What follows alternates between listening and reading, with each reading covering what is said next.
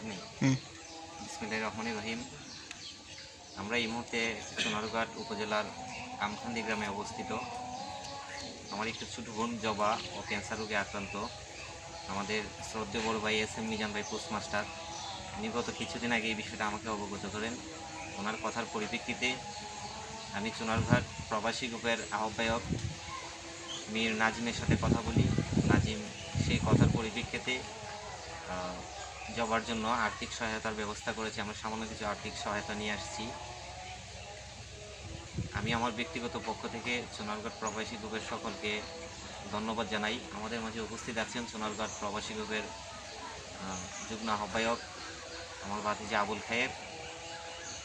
আমি ধন্যবাদ জানাই বিশেষ করে সোনারঘাট প্রবাসী গ্রুপের সিনিয়র সদস্য সচিব মীর মকসুদ আলীকে, যিনি এই কাজটা করার জন্য আমাকে অত্যন্ত সহযোগিতা করেছেন।